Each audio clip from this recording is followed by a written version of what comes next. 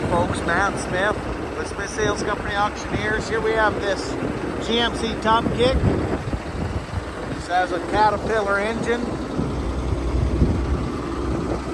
Shows 103,000 miles.